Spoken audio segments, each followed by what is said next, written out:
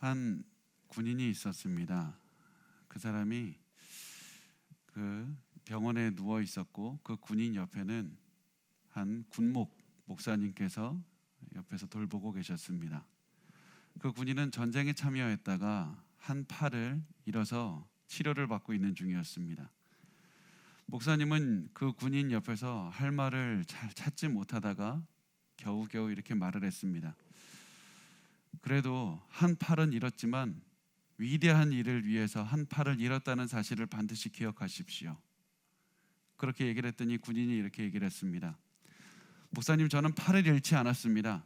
저는 제 팔을 주님께 드렸을 뿐입니다. 저는 제 팔을 더 큰 것을 위해서 드렸을 뿐입니다. 전 그렇게 생각합니다. 이렇게 말을 했다는 그런 얘기를 들었습니다. 우리가 살아가면서 참 많은 희생과 그런 용기를 낸 사람들을 바라봅니다. 그 희생 때문에, 그 사랑의 희생 때문에 우리가 많은 그 희생의 혜택을 입고 많은 그 사람들 때문에 더 많은 우리가 복을 누리면서 살아갑니다. 성경을 보면 그렇게 자기를 희생하고 다른 사람들을 섬기며 살아가는 그런 사람들이 참 많이 등장합니다. 저는 그 희생이라는 단어를 생각하고 다른 사람들을 위해서 헌신하는 그 사람들을 생각할 때마다 엘리야라는 사람이 가장 먼저 떠오릅니다. 사람들은 엘리야를 능력의 사람이라고 말합니다. 열정이 있었던 사람, 굉장히 성격이 불같았던 사람, 이렇게만 기억합니다. 그러나 엘리야는 분명히 능력이 있었던 사람이었던 것은 확실하지만 동시에 그는 헌신된 사람이었고 희생할 줄 아는 사람이었고 사랑이 엄청나게 많았던 사람이었습니다. 그 모습이 잘 드러나는 장면이 엘리야가 이제 삶을 마감하는 그 장면에서 나옵니다.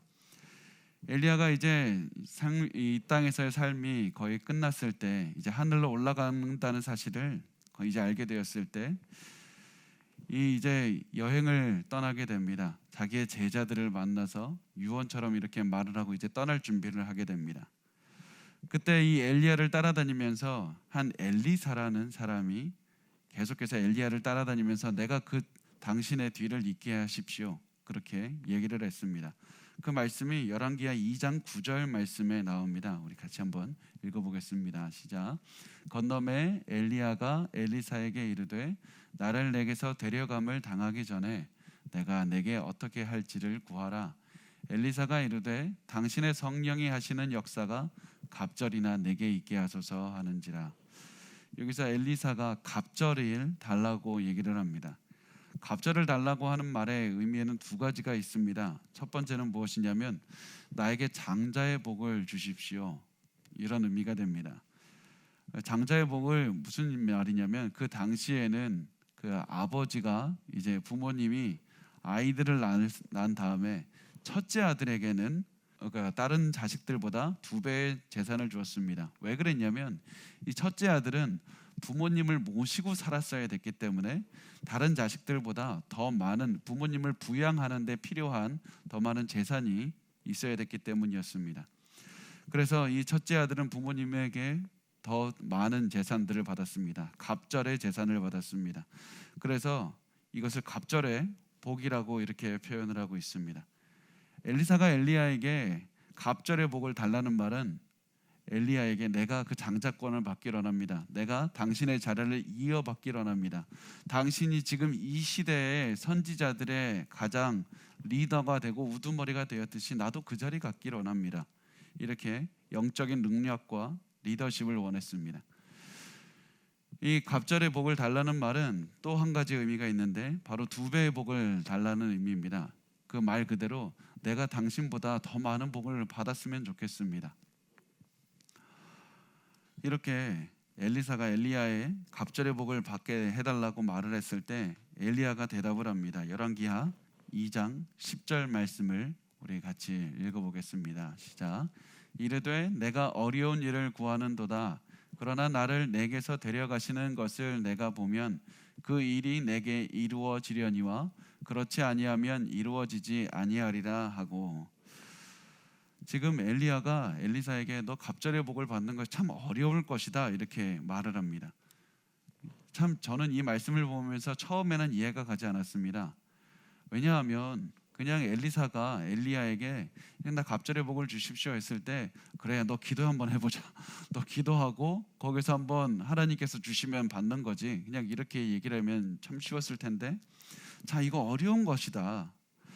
그렇게 말하면서 만약 하나님께서 나를 하늘로 데려가시는 모습을 내가 보게 된다면 하나님께서 그 모습을 보게 허락하신다면 하나님께서 너에게 그 능력 갑절의 복을 너에게 주실 것이다 이렇게 말씀을 합니다. 왜 이렇게 얘기를 했을까요? 사실 우리가 어떻게 잘 이해하면 엘리야가 야 너 끝까지 나 따라오면 내가 너한테 복 줄게 이렇게 이해할 수 있습니다. 너 끝까지 나를 따라오면 너 내가 끝까지 어떻게 해서든지 따라와서 내가 하늘로 올라가는 것을 보면 너가 반드시 그 복 받게 될 것이다. 그러니까 너 힘내서 나를 따라와라 이렇게 이해할 수가 있습니다. 그런데 엘리야는 그런 말을 하는 것이 아닙니다. 지금 엘리사에게 떠날 기회를 주는 겁니다. 너 끝까지 나 따라올 수 있냐고. 너 끝까지 나 따라올 수 있니? 왜 그렇습니까? 엘리야가 지금까지 걸어왔던 길은 희생의 길이었습니다. 헌신의 길이었습니다. 고난의 길이었습니다. 어려웠던 길이었습니다. 하나님께서 엘리야에게 주신 능력이 큰 만큼 그만큼 엘리야는 더 많이 헌신해야 됐고 더 많이 참아야 됐고 더 많이 희생을 했어야 됐습니다. 그래서 엘리사가 분명히 능력이 있는 제자인 걸 압니다. 당연히 엘리사가 다른 제자들보다 이 엘리사가 뛰어냈기 때문에 자신이 떠나면 엘리사가 그 뒤를 이어받아야 되는 것도 다 당연한 결과였습니다. 그럼에도 불구하고 엘리야는 엘리사를 아꼈기 때문에 너 그 길을 꼭 가고 싶니? 너 그 길을 내가 갔던 그 길이 굉장히 어려운 길인데 너 그 길을 꼭 갈 것이냐? 다시 한번 다짐하고 다시 한번 물어보는 그런 시간을 가졌습니다. 참 이 엘리야의 삶을 보면 참 겉으로 보기에는 굉장히 화려한 삶 같습니다. 그런데 엘리야는 참 어렵고 힘든 그런 삶을 살았습니다. 엘리야가 보면 사역을 하면서 숨어 지내기도 했고 사람들에게 무시도 당했고 왕비 이세벨에게 죽인다는 협박도 들었고 왕이 굉장히 어렵게 하는 그런 죽이려고 하는 그런 시도까지 했습니다. 그런데 이렇게 엄청난 시련을 겪으면서도 엘리야는 끝까지 포기를 하지 않습니다.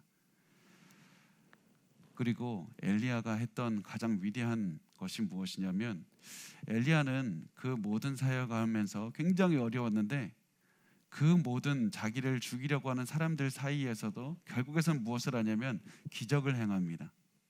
놀라운 것은 단순히 엘리야가 기적을 행할 때 그냥 멀리서 손가락 따딱하면 그냥 기적이 이루어지는 그런 것들을 행한 적은 단 한 번도 없습니다. 엘리야는 자기가 너무 힘들고 몸이 지치고 쓰러지기 일보 직전일 때조차도 하나님께서 나에게 능력을 주셨고 사명을 주셨기 때문에 내가 해야 되는 일은 내가 지금 힘들다고 내가 몸이 고되다고 마음이 지친다고 이게 있을 것이 아니라 고난당하는 사람들 속으로 들어가서 그들과 함께 숨쉬고 그들의 눈물을 닦아주고 그들 가운데서 기적을 행하면서 그들을 다시 한번 살려내는 그런 역할을 했던 것이 엘리야의 삶이었습니다. 그래서 엘리야에게 하나님의 능력을 받는다는 것은 하나님의 복을 받는다는 의미이기도 했지만 동시에 고난의 길을 걷는다는 의미이기도 했습니다. 하나님께 사명을 받고 하나님께 능력을 받은 사람은 절대로 나 자신만을 위해서 그 능력을 사용할 수가 없게 됩니다. 그 하나님께 은혜를 받았으면 반드시 사람들에게 흘려보낼 수밖에 없습니다. 사람들의 눈물을 닦아주려고 내가 아무리 지치고 힘들어도 가족들이 나를 힘들게 해도 내가 돈이 없어도 내 건강이 허락하지 않아도 또다시 사람들 속으로 들어가고 또다시 사람들의 마음을 만질 수밖에 없게 됩니다. 엘리야가 엘리사에게 자신의 삶을 보면서 너 그래도 나를 따라오고 싶냐고 이렇게 물어보고 있습니다. 여러분 우리가 그것을 기억했으면 좋겠습니다.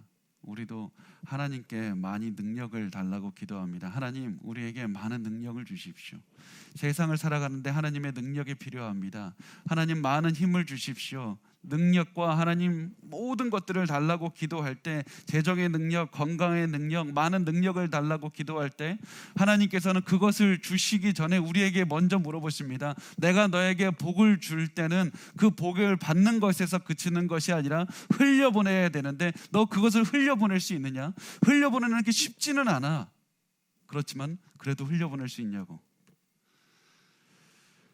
한 선교사님께서 이렇게 고백하는 것을 들었습니다. 저는 그리스도를 위해서 기꺼이 죽겠습니다. 내 앞에서 총을 든 사람들이 서서 그리스도를 부인하지 않으면 죽이겠다 이렇게 말하면 저는 나를 쏘라고 기꺼이 당당하게 죽겠습니다. 그런데 그리스도를 위해서 죽는 것은 굉장히 쉽습니다. 어려운 부분은 그리스도를 위해서 사는 것이지 그리스도를 위해서 죽는 것이 아닙니다. 한 번의 위대한 행동은 매일매일 하나님을 위해서 살아가는 선택, 그 고통 속으로 들어가는 선택보다 쉽습니다. 그래서 내 삶에서 매일매일 하나님의 말씀대로 살게 해달라고, 그리고 내가 너무나도 힘들어도 다시 한번 선교의 자리로 가게 해달라고, 다시 한번 사람들이 숨쉬고 사람들이 눈물 흘리고 사람들이 아파하는 그곳으로 가게 해달라고 저는 매일매일 기도합니다. 여러분, 우리가 하나님께 매일매일 복을 달라고 기도하셨으면 좋겠습니다. 동시에 하나님께서 나에게 복을 주시면 그것을 가지고 세상 속으로 들어가겠습니다. 결단의 기도도 같이 했으면 좋겠습니다.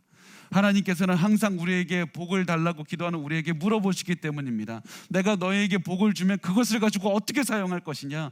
그 복을 준 다음에 그 복을 가지고 살아내야 되는 의무도 같이 줄 것인데 너는 그 의무도 행할 수 있느냐? 너 그 의무도 행할 수 있느냐? 여러분은 그 질문에 어떻게 대답을 하시겠습니까?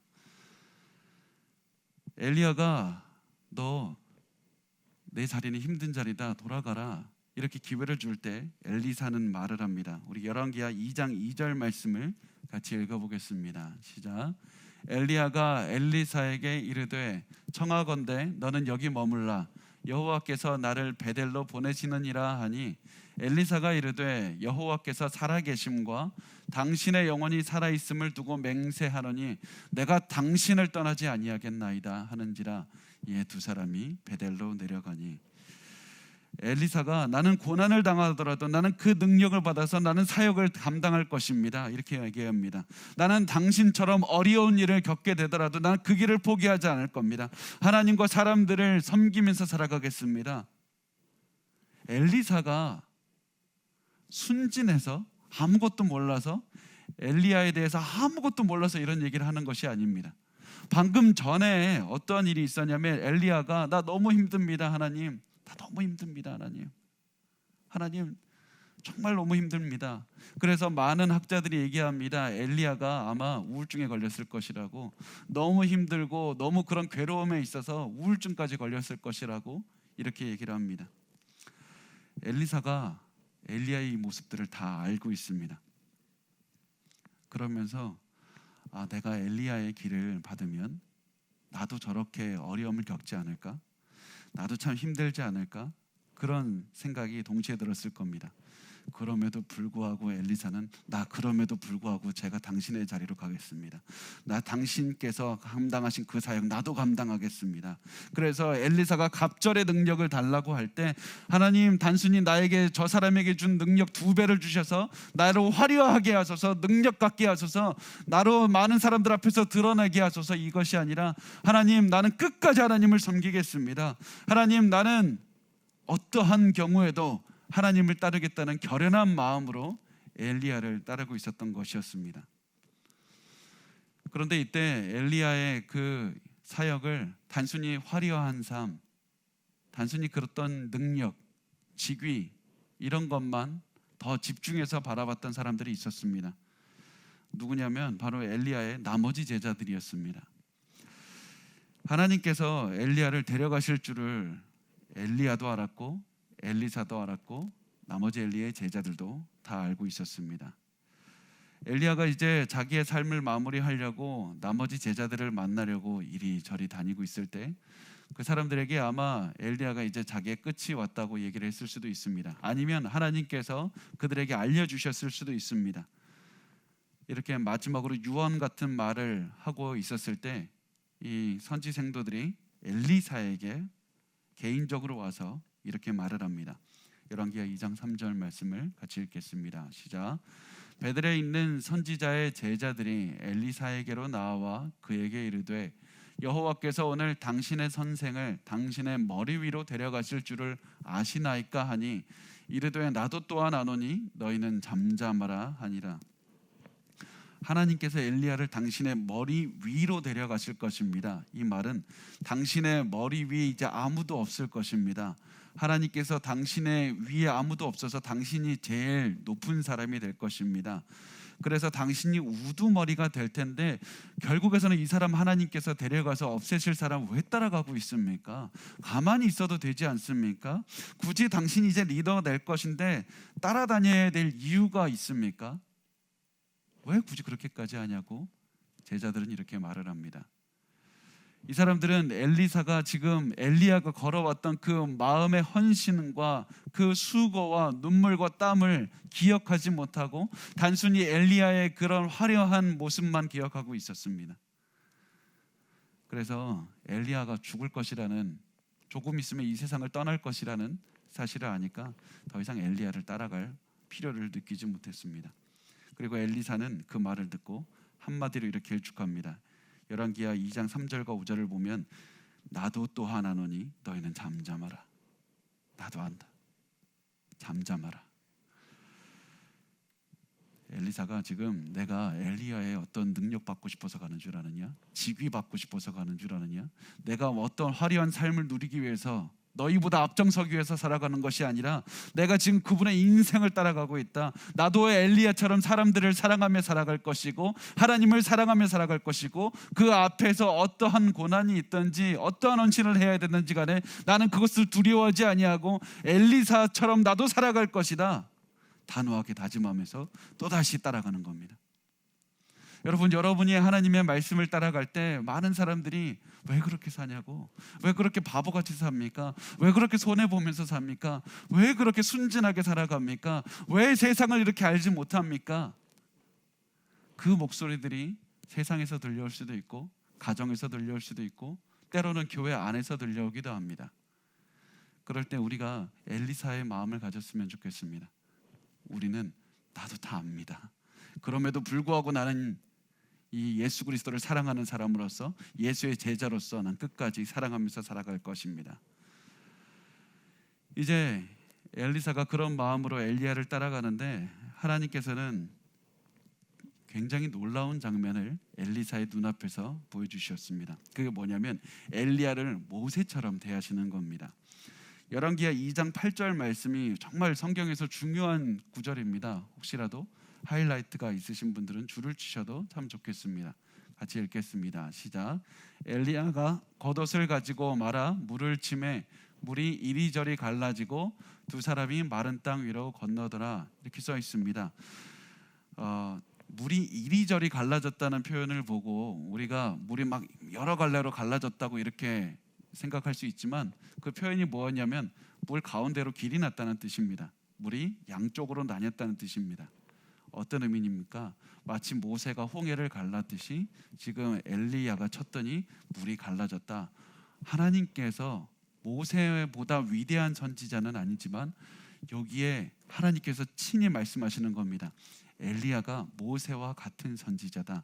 모세 같은 그런 모세를 비추어주는 그런 선지자다. 지금 구약에서 가장 위대한 선지자라고 하면 단연코 모세인데 지금 엘리야가 모세와 같은 선지자라고 지금 성경은 계속해서 선언하고 있는 겁니다.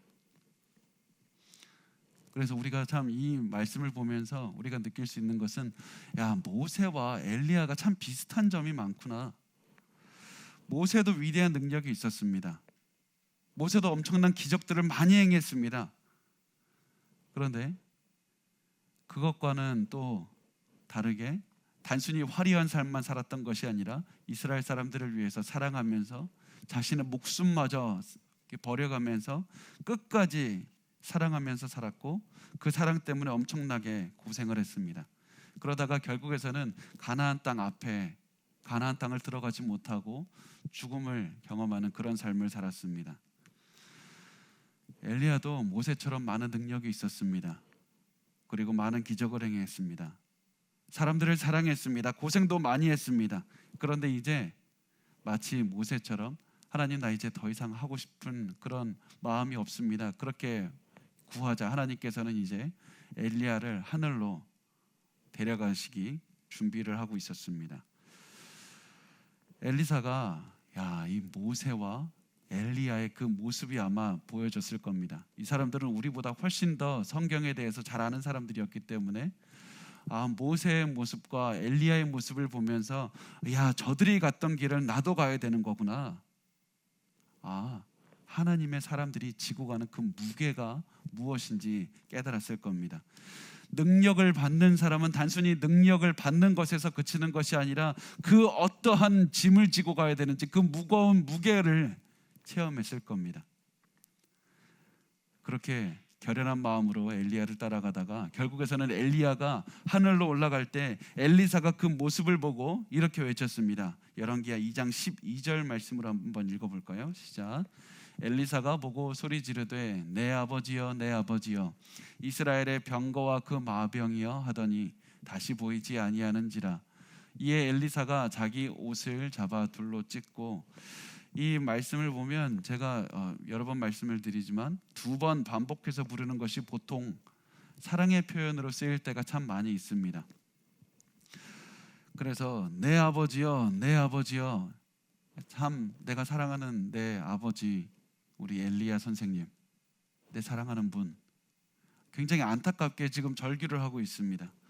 그리고 아버지는 사랑의 표현이기도 하지만 권위의 표현이고 자신의 선생님을 부를 때 이렇게 많이 지칭을 했습니다.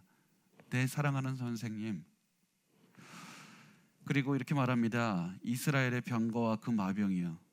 엘리야가 이스라엘의 진정한 능력이었습니다. 진정한 힘이었습니다. 그렇게 말하면서 이렇게 소리 지르는 이유가 무엇이냐면, 당신이 말한 대로 내가 당신이 떠나가는 그 모습을 지금 보고 있습니다. 당신이 지금 떠나가는 모습을 내가 보았기 때문에 하나님께서 약속하신 대로 나에게 그 능력을 주실 것이고 나에게 그 사명을 주실 것이고 나에게 그 길을 가게 하실 것입니다. 하나님, 내게 반드시 그것을 이루어질 줄 믿습니다. 그렇게 말을 하면서 가슴이 너무나도 찢어지는 듯 아파서 옷을 가지고 둘로 찢는 그런 모습을 보이고 있습니다. 엘리사는 굉장히 가슴이 아팠습니다. 그런데 이때 어떤 일이 벌어지냐면 13절 말씀에 우리 같이 읽겠습니다. 시작. 엘리야의 몸에서 떨어진 겉옷을 주워 가지고 돌아와 요단 언덕에 서서, 이제 옷을 찢었으니까 그 자신이 입고 있던 옷을 벗고 엘리야의 몸에서 떨어진 그 겉옷을 주웠습니다. 그리고 이것을 줍는다는 것은 이제 옷이 그 사람의 직위 하는 역할들을 상징하는 일이 많기 때문에 엘리사가 이제 자기의 옷을 벗고 엘리야의 옷을 취했다는 것은 엘리야의 사역을 엘리사가 이어간다는 것을 보여주고 있습니다. 이 옷을 지어들면서 많은 생각을 했을 겁니다. 이제 내 시대가 왔다, 내가 이제 앞장선다, 이런 느낌이 아니라 하나님, 내가 그분이 갔던 그 길을 나도 가게 하소서. 내가 그분이 그 엘리야가 갔던 그 길을 내가 이제는 잘 가게 도와주십시오. 이런 의무감으로, 이런 무거운 마음으로, 그리고 또한 소명의식을 가지고 이 옷을 집어들었을 겁니다. 그렇게 생각하면서 오다가 엘리야가 가른 그 강을 만났습니다. 그때 어떻게 됩니까? 14절을 같이 읽겠습니다. 시작. 엘리야의 몸에서 떨어진 그의 겉옷을 가지고 물을 치며 이르되 엘리야의 하나님 여호와는 어디 계시나이까 하고 그도 물을 치매 물이 이리저리 갈라지고 엘리사가 건너니라.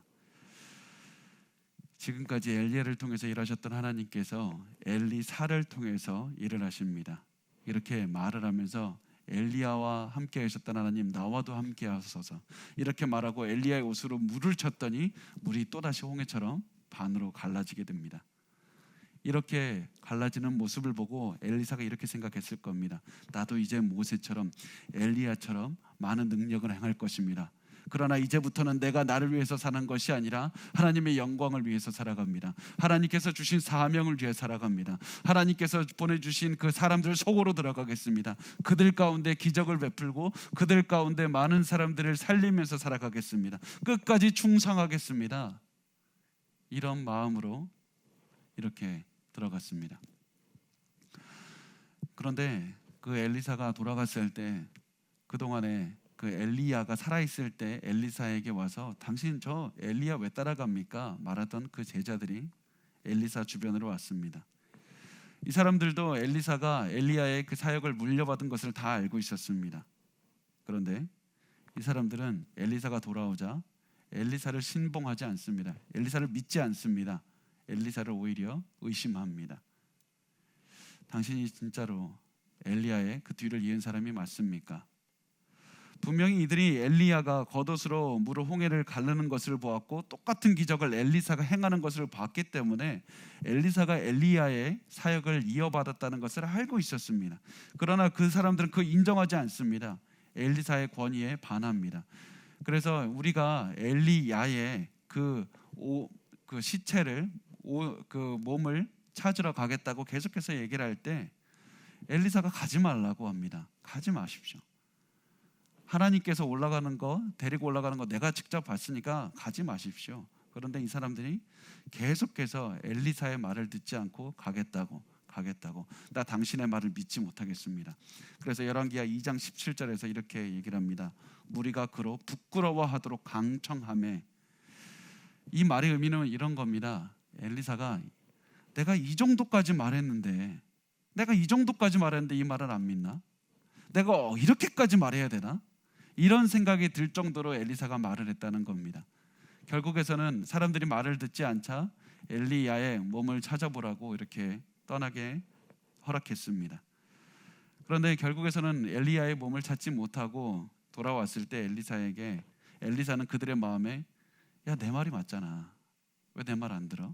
하면서 이렇게 또 화내고 그랬던 것이 아니라 엘리야가 했던 것처럼 또다시 품어주고 또다시 사랑으로 인도해주고 또다시 내가 하나님께서 이 사람들에게로 나를 보내셨구나. 모든 사람들이 다 따르는 것이 아니라 하나님께서 이들에게로 나를 보내셨다. 이 사명감을 가지고 또다시 그들을 품고 또다시 그들을 이끄는 자리로 가게 되는 그런 사역을 하는 것을 보게 됩니다. 그래서 결국에서는 엘리사가 엘리야의 사역을 그 말한 대로 갑절의 목을 받아서 이어받았을 뿐만 아니라 성경에 보면 엘리야가 했던 기적보다 엘리사가 했던 기적을 2배나 더 많이 적는 것을 보게 됩니다. 하나님께서는 엘리사의 기도에 응답하셔서 2배나 더 많은 그런 기적을 행하도록 허락하셨습니다. 우리도 한번 우리의 삶을 돌아봤으면 좋겠습니다. 우리가 엘리야나 모세가 했던 그런 많은 화려한 기적이나 화려한 능력을 말하지만 우리도 그만큼 헌신하기를 간구하고 있습니까? 하나님 나에게 능력 주시는 만큼 나도 헌신하겠습니다. 하나님 그만큼 희생하겠습니다. 그만큼 사람들 가운데로 들어가서 눈물을 흘리겠습니다.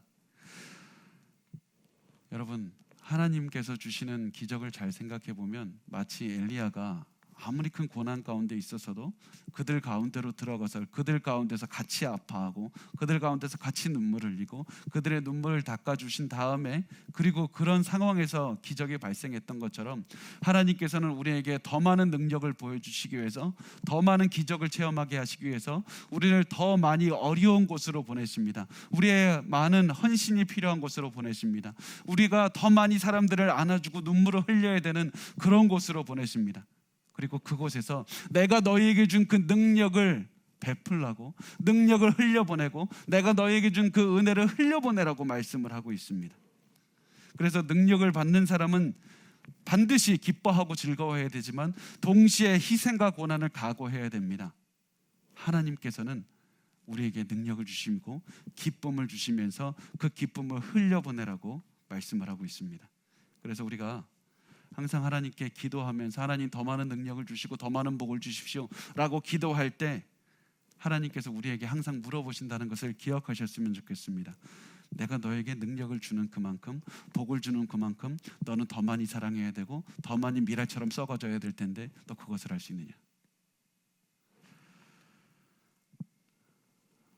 사실은 이 질문을 하나님께서만 하시는 것이 아니라 이 성경에 보면 예수 그리스도께서 제자들에게 하셨습니다. 모세보다 엘리야보다 엘리사보다 크신 예수께서 제자들에게 이렇게 물어보셨습니다. 마가복음 10장 35절에서 37절 말씀을 같이 읽겠습니다. 시작. 세베대의 아들 야고보와 요한이 주께 나와 여짜오되 선생님이여 무엇이든지 우리가 구하는 바를 우리에게 하여 주시기를 원하옵나이다. 이르시되 너희에게 무엇을 하여 주기를 원하느냐? 여짜오되 주의 영광 중에서 우리를 하나는 주의 우편에 하나는 좌편에 앉게 하여 주옵소서. 예수님의 제자들 중에 2명이 찾아와서 예수님 나중에 높은 곳에 올라가시면 우리도 높은 곳에 올려주십시오. 사람의 가장 중요한 자리가 왕의 오른쪽이고 그 다음 중요한 자리가 왼쪽이었습니다. 그래서 우리로 가장 중요한 2자리 주십시오 이렇게 얘기를 했습니다. 이 사람들은 예수님께서 가장 예루살렘에서 가장 높은 자리를 차지하는 그런 왕의 자리로 올라갈 거라고, 그래서 예수님 옆을 달라고 얘기했습니다. 그럴 때 예수님께서 이렇게 질문하십니다. 38절에서 보면 우리 같이 읽어보겠습니다. 시작. 예수께서 이르시되 너희는 너희가 구하는 것을 알지 못하는도다. 내가 마시는 잔은 너희가 마실 수 있으며 내가 받는 세례를 너희가 받을 수 있느냐? 너희가 내가 가는 그 길을 갈 수 있느냐? 마치 엘리야가 엘리사에게 너 그 길을 갈 수 있니? 그 길을 갈 수 있니라고 물어보는 것처럼 예수님도 제자들에게 물어보셨습니다. 이 구약에서 보통 흔히 잔, 우리가 흔히 쓰는 컵 이런 단어가 쓰일 때는 여러 가지 의미가 있을 수 있지만 굉장히 많은 경우에 하나님의 진노를 뜻하고 있습니다. 그래서 너희가 내가 마시는 잔, 하나님의 그 고난의 잔을 마실 수가 있느냐? 또 세례라는 것은 구약에서는 세례라는 그 단어 자체가 쓰이지는 않지만 이런 표현이 쓰일 때는 고난으로 들어간다, 고난에 둘러싸인다, 고난 가운데로 들어간다, 이 정도의 의미가 있습니다.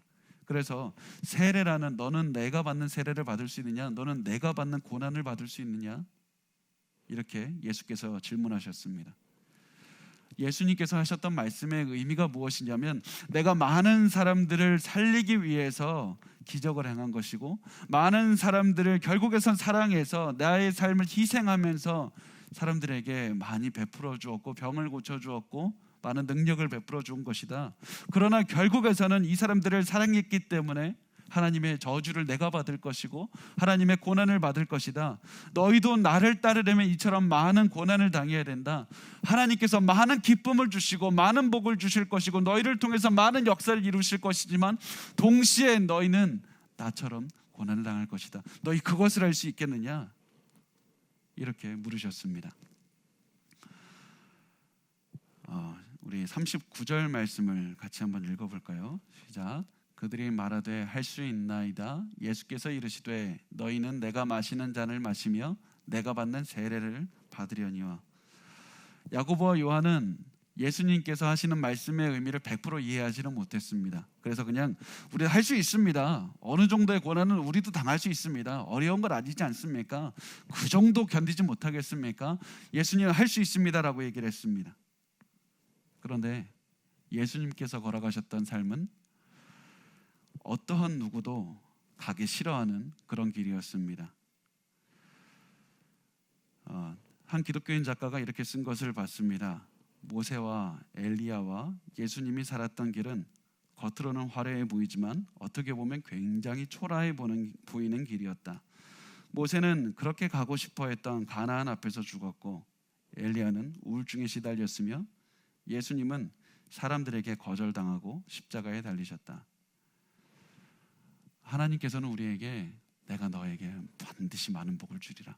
그러나 그만큼 너희는 세상 가운데로 들어가서 미랄이 되어서 썩어지면서 너희가 받은 그 복을 흘려보내야 되리라. 너희 그것을 감당할 수 있겠느냐?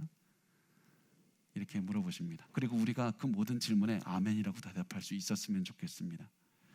사실 제가 이 질문을 신학교에서 그리고 한 번 했었고 또 목사 안수를 받으면서 했었습니다.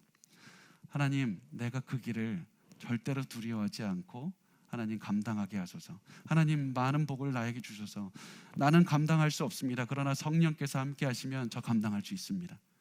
저 성령을 위해서, 예수 그리스도의 십자가를 위해서 저에게 많은 하나님의 은혜를 주시고 그것을 평생 흘려보내다가 제 삶을 마치게 하소서. 그렇게 다짐했던 시간이 떠올랐습니다. 우리도 그 하나님께서 이런 질문에 아멘, 나도 하고 싶습니다. 하나님, 나에게 많은 복을 주십시오. 많은 은혜를 주십시오. 내가 흘려보내면서 살아가겠습니다. 이런 삶을 살았으면 좋겠습니다. 마지막으로 설교를 마치면서 그 엘리사의 그 마지막 장면을 살펴보기로 하는데요.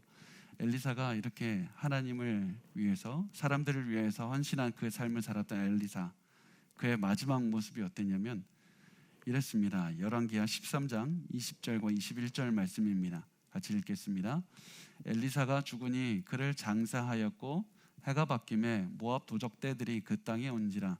마침 사람을 장사하는 자들이 그 도적대를 보고 그의 시체를 엘리사의 묘실에 들어 던지매 시체가 엘리사의 뼈에 닿자 곧 회생하여 일어섰더라. 성경이 왜 이 말을 써놨을까요? 왜 써놨냐면 엘리사의 그 영혼을 향한 열정을 보여주기 때문입니다. 죽음도 엘리사의 사역을 막지 못한 겁니다. 엘리야는 죽지 않고 천국에 갔으나 엘리사는 죽어서도 사람들에게 생명을 주기 위해서 살아가고 생명을 주고 있었다. 엘리사가 기적과 능력을 행했던 그 모든 배경에는 사람들을 향한 엄청난 열정과 사랑과 희생이 있었다. 죽어서까지도 전해주고 싶었던 그 사랑이 있었기 때문에 엘리사는 그런 놀라운 인생을 살았고, 엘리사를 통해서 많은 사람들이 기적을 체험했고, 엘리사를 통해서 많은 사람들이 하나님의 사랑을 보게 됐다. 이것을 말하고 있는 겁니다. 그리고 엘리사보다 더 위대한 삶을 사셨던 우리 예수님의 마지막은 이랬습니다. 마가복음 10장 45절 말씀 우리 같이 읽고 우리 설교를 마무리하도록 하겠습니다. 같이 읽겠습니다. 인자가 온 것은 섬김을 받으려 함이 아니라 도리어 섬기려 하고 자기 목숨을 많은 사람의 대속물로 주려 함이니라. 예수님께서는 결국에서는 예수를 믿는 모든 사람들에게 생명을 주시기 위해서 친히 고난을 당하시고 친히 십자가에서 저주가 되어서 죽으셨습니다. 그렇게 해서 모든 사람들을 살리셨습니다. 예수를 믿는 모든 사람들을 살리셔서 결국에서는 우리가 지금 이 땅에서 예수 그리스도의 사랑을 찬양하면서 천국을 바라보면서 살 수 있는 은혜를 주신 겁니다. 예수 그리스도의 그 사랑을, 예수 그리스도의 복은 그냥 왔던 것이 아니라 우리를 향한 그 눈물과 우리를 향한 그 죽음의 그 희생에서 오늘도 우리가 그 사랑의 그 복을 체험하고 있습니다. 우리가 오늘 이제 예수 그리스도의 그 사랑을 바라보면서 하나님께 기도합니다. 하나님, 나의 삶에 여러 가지 어려움이 있습니다. 참 고난이 많고 힘이 듭니다. 하나님, 이때 우리에게 복을 주십시오. 재정의 복을 주시고 건강의 복을 주시고 많은 능력을 주십시오. 하나님, 많은 정말로 성경에 기록된 많은 능력들을 받기를 합니다. 이렇게 기도하셨으면 좋겠습니다. 그리고 이런 기도에 하나님께서 여러분에게 내가 이 능력을 주겠지만 동시에 너희는 이 능력을 받으면 하나님 앞에 헌신해야 되고 사람들의 눈물을 닦아줘야 되고 아무리 너희가 힘들어도 사람들 속으로 들어가서 그리스도의 복음을 증거하며 하나님께 영광 돌리는 인생을 끝까지 살아내야 될 텐데 너희 그것을 할 수 있느냐 할 때 여러분 아멘이라고 담대하게 대답하셨으면 좋겠습니다. 아멘이라고 담대하게 꼭 대답해 주셨으면 좋겠습니다. 하나님께서 여러분에게 우리가 가진 능력이 아무리 작더라도, 우리가 가지고 있는 환경이 너무나도 어렵더라도, 우리의 과거가 아무리 보잘것없더라도 우리가 아멘이라고 말할 때 우리의 삶을 통해서 엄청난 사람들을 살려내실 겁니다. 우리를 통해서 엄청나게 많은 사람들을 살려내실 뿐만 아니라 우리의 가정까지도 하나님의 능력으로 이끌어 가실 겁니다. 이 시간에 하나님 앞에 헌신하고 감사하고 찬양하는 마음으로 우리가 오직 하나님 앞에 아멘, 하나님 나에게 하나님의 복을 주시고 하나님의 능력을 주십시오. 내가 하나님을 위해 살아가겠습니다. 이런 결단을 하시는 그런 시간을 가지셨으면 좋겠습니다.